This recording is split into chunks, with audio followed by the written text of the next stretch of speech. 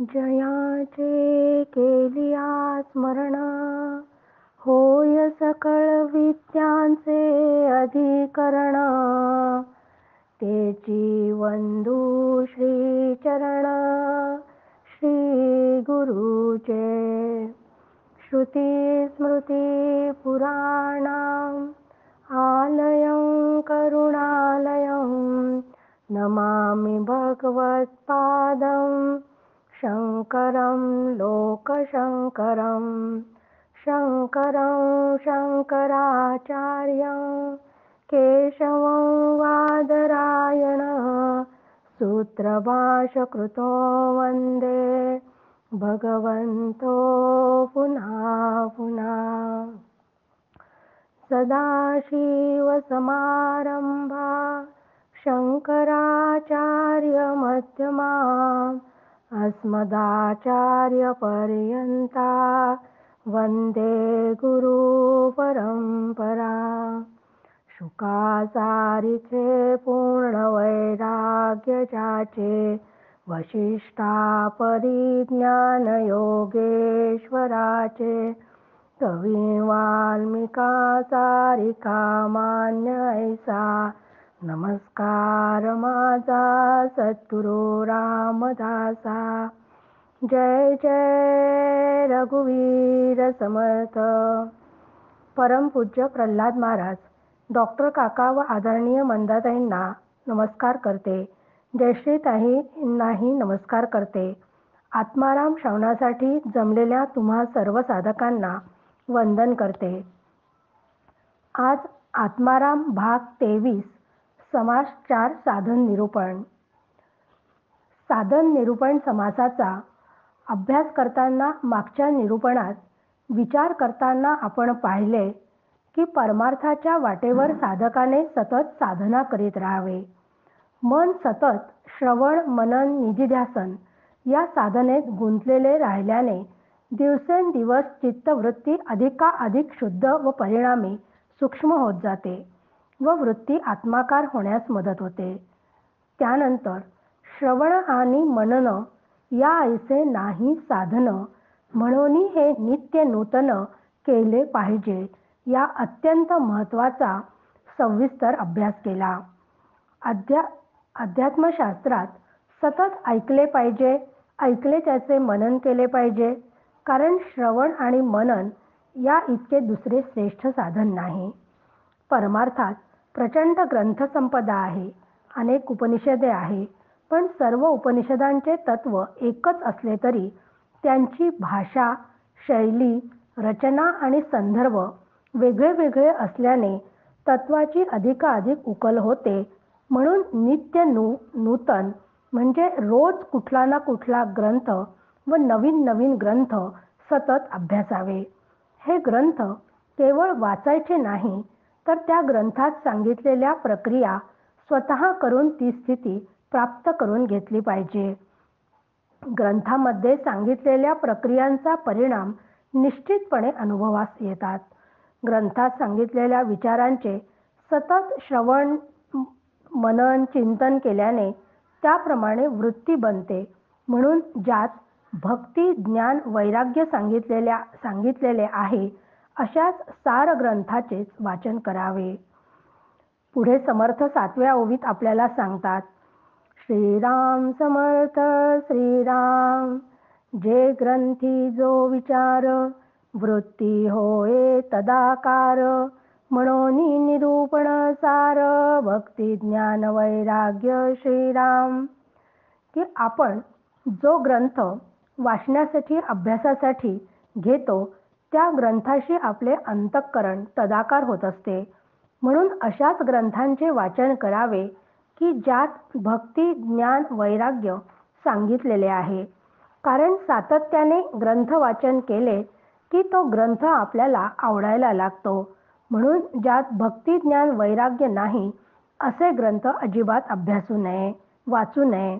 बऱ्याच जणांना प्रत्येकाचे बोलणे ऐकले की ते आवडतेच, परंतु अनेक जणांचे अनेक ऐकले की आपलेही विचार भरकटण्याची शक्यता असते. म्हणून समर्थांनी येथे अटच घातली आहे व अत्यंत महत्त्वाचा असा संदेश दिला की हा ग्रंथ जे वाचायचे आहे तो अद्वैत असावा. कारण केवळ भगवद्गीतेचाच विचार केला तर त्याच्या हजारो टीका आहेत. अनेक भाषांमध्ये अनेक लेखकांनी त्यावर लिहिले आहे.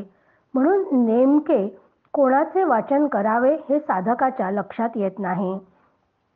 म्हणून समर्थ स्पष्टपणे येथे सांगतात की ग्रंथ केवळ अद्वैत व ज्यात भक्ती आहे, ज्यात ज्ञान आहे, ज्यात वैराग्य आहे असेच ग्रंथ वाचावे, अभ्यासावे.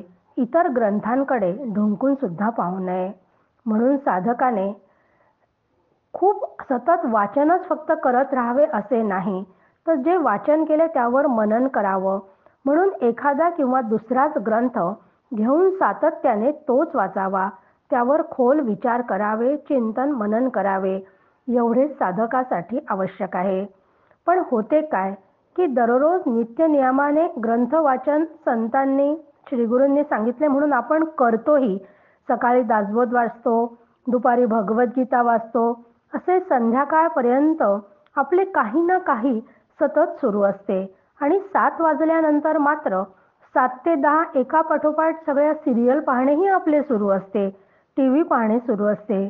या सर्व सिरियलमध्ये दुपारी वाचलेल्या ग्रंथातील विचारांच्या एकदम विरुद्ध असे विचार पाहायला ऐकायला मिळतात. ग्रंथातील तत्वज्ञान सांगते की काम, क्रोध, लोभ, मोह सोडा, तर कौटुंबिक सामाजिक मालिकांमध्ये तर काम, क्रोध या विकारांना प्रचंड उठाव दिलेला असतो. जवळपास सगळ्याच मालिकांमध्ये अफेअर, संपत्तीसाठी भांडणे, द्वेषबुद्धी, मोह, मत्सर दाखविल्या जातात. अशा मालिका अर्धा तास बघायच्या, त्यानंतर त्यावर अर्धा तास चर्चा करायची. असे 200 ते 300 एपिसोड पाहायचे. एखाद्या दिवशी रात्री पाहणं झालं नाही तर दुपारी पाहायचे. मग दासबोध वाचन राहिलं तरी चालते. अशा या कामाच्या, द्वेषाचा, लोभाचा, सुडाचा, मत्सराचा कुठेतरी त्या टीव्हीवरच्या सिरियलमुळे खोलवर आपल्यावर परिणाम होतो व त्याचा अंकुर पाहणाऱ्याच्या अंतःकरणात नक्कीच उमटतो. त्याची ही सूडबुद्धी, द्वेषबुद्धी जेव्हा जागी होते तेव्हा त्याच्या हातून साधना योग्य दिशेने होत नाही. रोज वाचन करूनही त्याचा मग उपयोग होत नाही. आपल्यातील विकार जाण्यासाठी आपण साधना करतो. म्हणून डॉक्टर काका सांगतात, तुम्हाला खरंच परमार्थ जर करायचा असेल ना, तर परमार्थ साध्य होण्यासाठी साधकांनी कौटुंबिक मालिका पाहणे बंद करावे.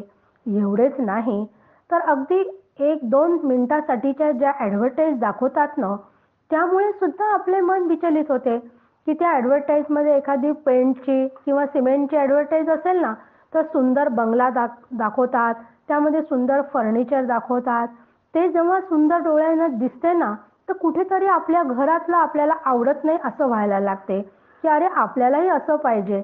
म्हणजे तुमच्या प्रपंचातल्याच इच्छा अजून वाढतात की अजून मला हे काहीतरी हवे. म्हणजे स्वतःच्या घराची सुद्धा आपल्याला अपूर्णता वाटायला लागते की आपलं घर पाहिजे तसं नाही, याच्यापेक्षा सुंदर पाहिजे असं वाटायला लागतात. म्हणजेच या टीव्हीमुळे विकार निर्माण होतात. आणि आणखी एक गोष्ट आहे की बऱ्याच जणांना आपण जेव्हा रेल्वेने किंवा एअरपोर्टवर जाऊन प्रवास करण्यासाठी जातो तेव्हा त्या एअरपोर्टवर बुक स्टॉल दिसतात. तेथे अनेक रहस्यमय, प्रेमकथा असणारे, नोबेल पारितोषिक मिळालेले असे अनेक प्रकारची ग्रंथसंपदा दिसते. दिवाळी अंक असतात, कादंबऱ्या असतात. त्याचे खूप आकर्षण असते आपल्याला. परंतु हे साहित्य कितीही मनापासून वाचले ना, तरी त्या सगळ्यांमधून विकारांशिवाय काहीच मिळणार नाही. नोबेल मिळालेली कादंबरी विकत घेऊन घरात एकदम समोरच्या बैठकीत जो येणारे आपल्या घरात असतात त्यांना ते दिसलं पाहिजे अशा पद्धतीने आपण ते ठेवतो. मग येणाऱ्यांनाही वाटते, अरे बापरे, काय अपडेट आहे हो, जगातील सगळ्या घडामोडी चौफेर यांना माहिती आहे. पण या माहितीने जीवाचे कल्याण कधीच होणार नाही. पण संत साहित्य वाचले तर संत गेले तिकडे आपण जाणार. म्हणजे दया, क्षमा, शांती तेथे देवाची वस्ती. या ठिकाणी संत गेले तिकडे आपणही जाणार आहे. म्हणून आपण जो ग्रंथ वाचू त्यात भक्ती असली पाहिजे. समर्थांनी दासबोधामध्ये भक्तीची अतिशय सुंदर व्याख्या केली आहे की जो विभक्त नाही तो भक्त. सध्याच्या घटक्याला आपण सगळे विभक्त आहोत, म्हणून भक्त होण्याचा आपला प्रयत्न सुरू आहे आणि प्रयत्न करायचा आहे. त्यासाठी साधना समर्थ आपल्याला सांगतात आहे ना. त्यासाठी आपण जी उपासना, पूजा, आरती हे सगळं भगवंताची करतो ना, तेव्हा त्याची पूजा करतो, त्याच्याशी ज्याची पूजा करतो त्याच्याशी एकरूप होण्याचा आपण प्रयत्न करावा. एक क्षण जरी असा यावा की ज्याची मी उपासना करतो तो आणि मी एकच आहोत, हे होण्यासाठीच आपल्याला भक्त व्हायचं आहे.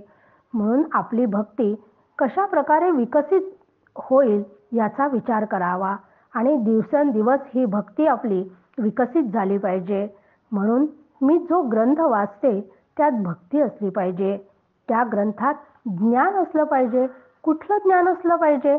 तर वेदांत शास्त्राचं, भक्तिशास्त्राचं, योगशास्त्राचं जे ज्ञान आहे ना, आपल्याला जे हवे आहे, ज्यामध्ये भक्तिशास्त्र किंवा योग ज्या मार्गाने आपल्याला जायचे आहे, त्याप्रमाणे मला जर भक्ती मार्गाने जायचे असेल तर भक्तिशास्त्राचं ज्ञान असणारा ग्रंथ वाचावा. योग मार्गाने जायचं असेल तर योगशास्त्राचं घ्यावा. म्हणजे त्या शास्त्राला साधन म्हणून आपल्याला स्वीकारायचे आहे. ते साधन स्वीकारताना त्यामध्ये ज्ञान असलेच पाहिजे. असेच ग्रंथ आपण निवडले पाहिजे. हे ज्ञान आपण जो ग्रंथ वाचू त्यात असलेच पाहिजे.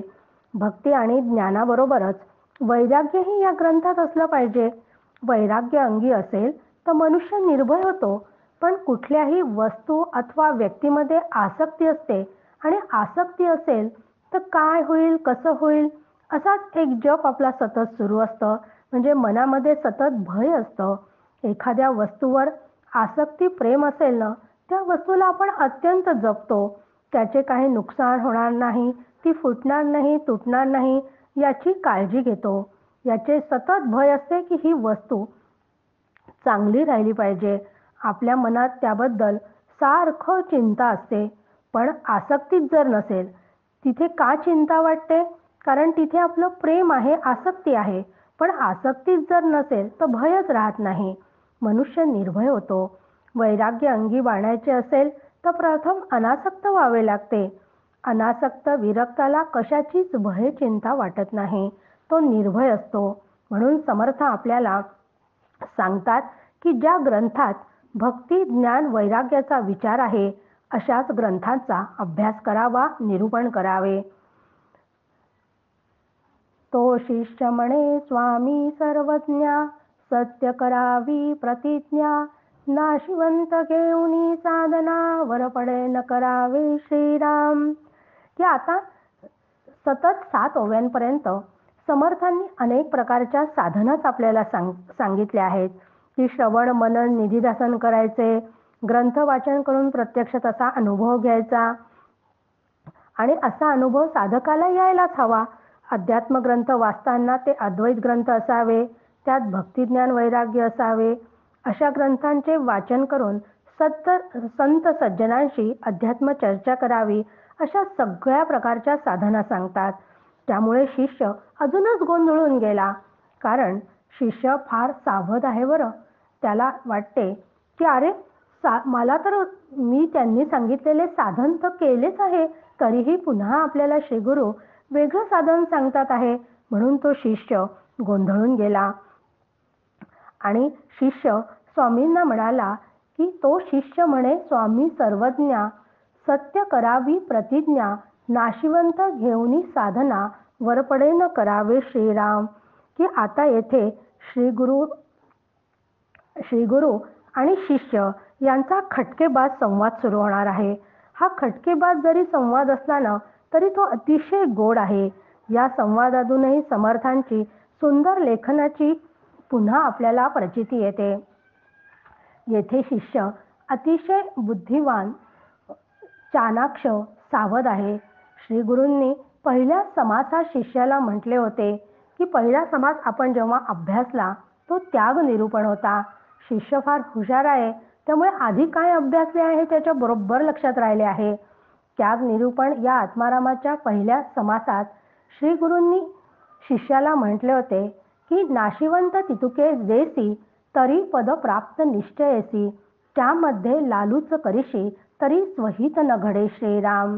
की नाशिवंत तेवढे तू मला देताच तुला आत्मबत निश्चयाने प्राप्त होईल. या समर्थांच्या आश्वासनाची शिष्याला आठवण झाली.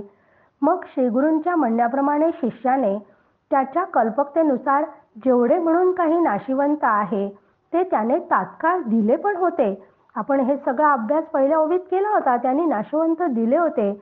त्यानंतरही शिष्याला नाशिवंतात काय काय येते हे माया निरूपणात सांगून माया व ब्रह्माचे स्वरूपही समजावून सांगितले होते.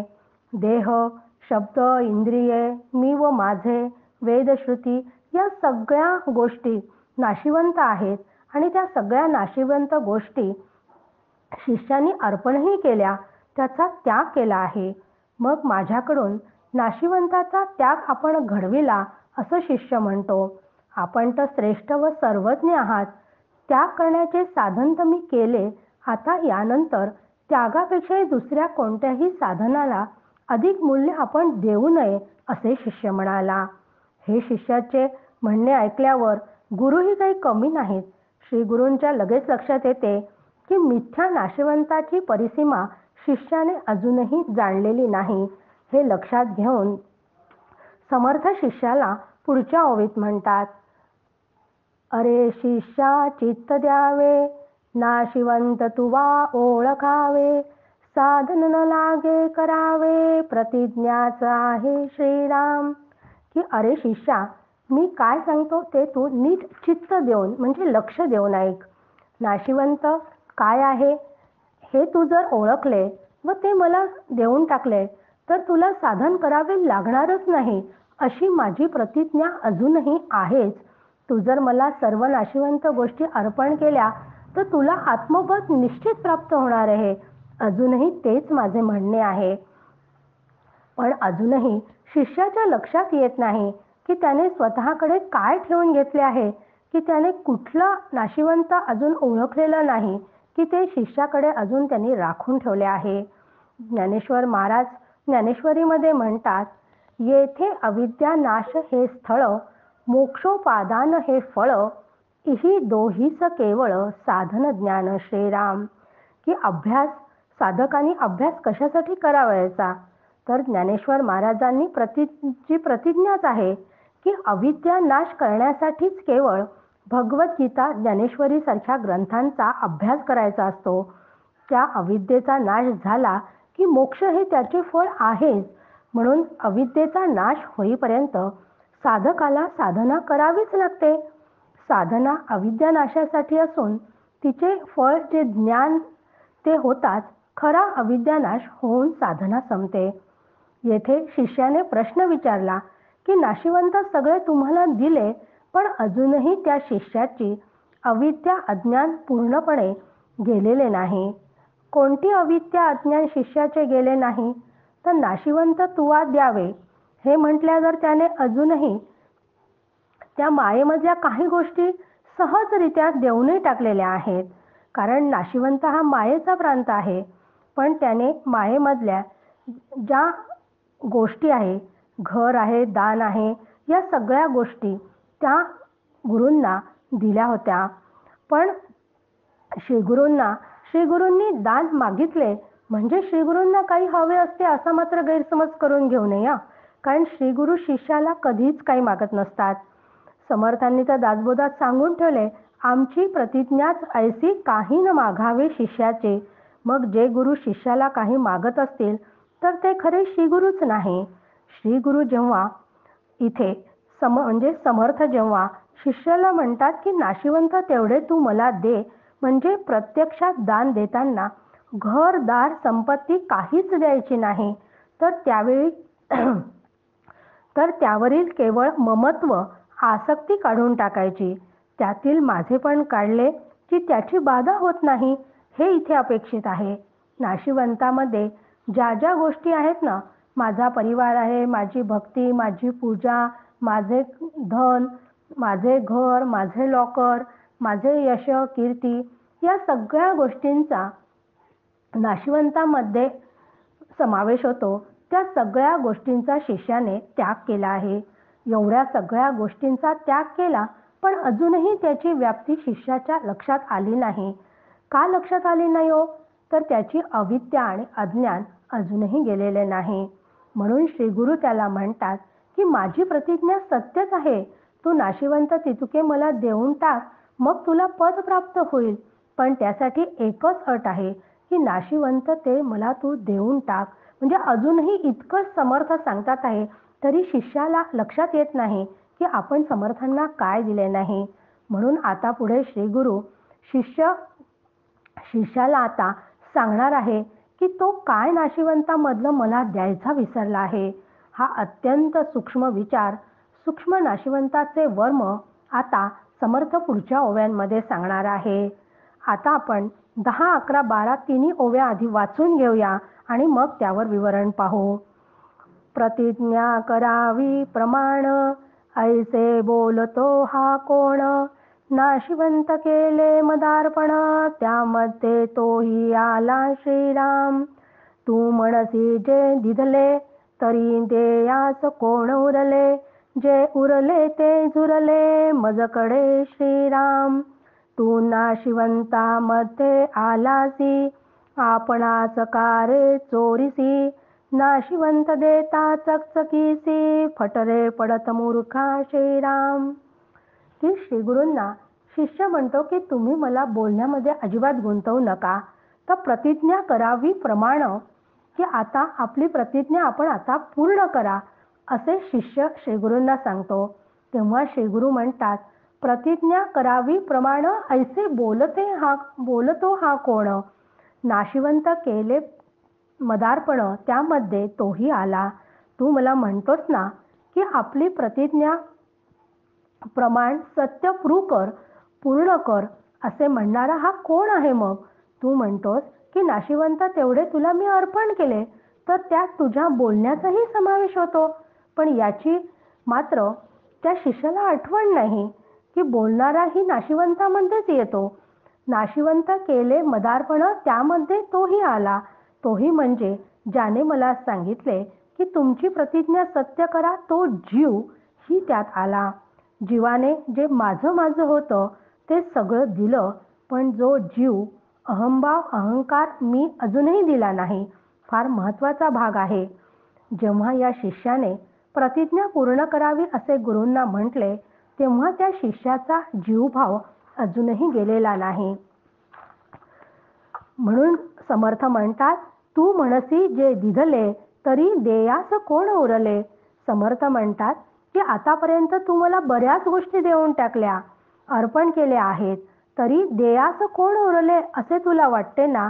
की जे उरले ते झुरले, मजकडे श्रीराम. की तुझ्याकडे जे उरले तेही तू मला देऊनच टाकले आहे, पण ते तू मला देऊन टाकले हे मात्र तुला कळलेले नाही. तू नाशिवंतामध्ये आलासी, म्हणजे तू जो जीव आहे तो नाशिवंतामध्येच आहेस. तू घरदार, मुलगा, संपत्ती, यशकीर्ती सगळ्यांचा त्याग केलास, परंतु तुझ्या जीवभावाचा तू त्याग अजूनही केलेला नाहीस. जेथे जीवभाव हा शब्द समर्थांनी वापरला आहे, तिथं जीव द्यायचा नाही आहे बरं, तो नीट शब्द ऐकायचा की तिथं जीवभाव म्हटला आहे. तर जीवभाव अर्पण करायला समर्थ सांगतात आहे.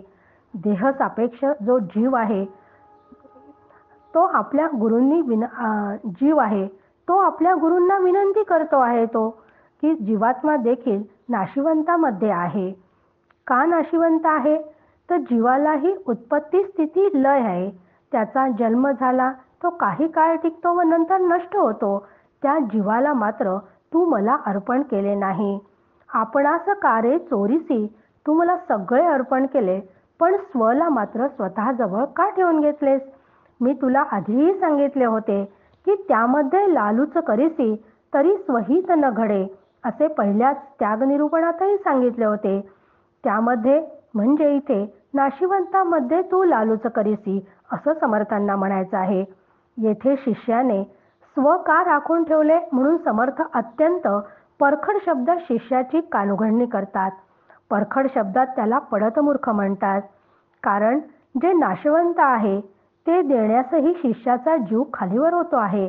कारण शिष्यातील जीवभाव, अहंकार, प्रश्न विचारणारा जीवभाव अजून तसाच आहे. मात्र तो अजूनही गेला नाही, तो शिल्लकच आहे. अजूनही नाशिवंताची व्याप्ती शिष्याला कळत नाही. प्रत्येक जीवाला 6 विकार असतातच. अस्ति, जायते, वर्धते, विपरिणीयते, क्षीणते, म्रियते. म्हणजे प्रत्येक देहाधारी जीवाला हे 6 विकार आहेतच.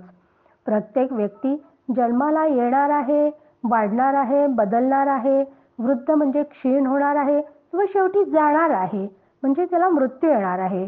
पण त्या जाण्याचीच तर आपल्याला भीती वाटते ना. त्यापासून कोणाचीच सुटका नाही. यातून जर सुटायचे असेल तर समर्थ म्हणतात, तुझा जीव मला देऊ नको, तर तुझा जीवभाव मला दे. कारण जीवभाव एकदा दिला की सर्वस्व अर्पण केल्यानंतर काहीच द्यायचे शिल्लक राहत नाही. तेव्हा जीव ब्रह्म ऐक्य होते. म्हणून तुझा जीव मला देऊ नको, तर तुझा जीवभाव मला दे. जो प्रश्न विचारणारा आहे, मग तो कोण आहे, त्याचे स्वरूप तू समजून घे. जीव ही संकल्पना आपण बऱ्याच वेळा विचार केला आहे. या संकल्पनेचा टॉर्चचं उदाहरण घेऊन पण समजून घेतलं होतं. कारण परमार्थामध्ये जीव आणि आत्मा या 2 संकल्पना समजल्याशिवाय पुढची वाटचाल करताच येत नाही. पण पुन्हा एकदा थोडासा जीव म्हणजे काय याचा थोडासा विचार करूया. जीव म्हणजे आत्मा अधिक बुद्धी अधिक बुद्धीत पडलेले आत्म्याचे प्रतिबिंब, या 3 घटकांनी तयार झालेली संकल्पना आहे, म्हणजे तो जीव आहे. या 3 घटकांपैकी आत्मा जो आहे, तो आत्मा निर्गुण निराकार, जो इंद्रियांना दिसत नाही. तो अमन, अप्राण, अजीव, म्हणजे ज्याला मन, प्राण व वाणी नाही. त्यामुळे आत्मा प्रश्न विचारूच शकत नाही. मग प्रश्न बुद्धी विचारते का, असा आपल्याला प्रश्न पडतो. पण बुद्धी ही अपंचीकृत, अग्नितत्वाची व शुद्ध सत्वाची असल्याने ती जड आहे. त्यामुळे तीही प्रश्न विचारू शकत नाही. बुद्धीत पडलेले प्रतिबिंब प्रश्न विचारते का, पण प्रतिबिंब म्हणजेच तर बुद्धीत पडलेले प्रतिबिंब म्हणजे चिदाभास, म्हणजे तो तर केवळ भासच आहे. आणि चिदाभास जेव्हा निर्माण होतो तेव्हा आत्मा आणि बुद्धी त्यात अनुसिद्ध आहेतच. त्याशिवाय प्रतिबिंब असूच शकत नाही, ते सिद्धच होत नाही. आणि तेही नाशवंतच आहे. कारण ते प्रतिबिंबही भासच आहे. त्यामुळे तोही प्रश्न विचारू शकत नाही. मग याचाच अर्थ की हे 3ही घटक स्वतंत्रपणे प्रश्न विचारू शकत नाही.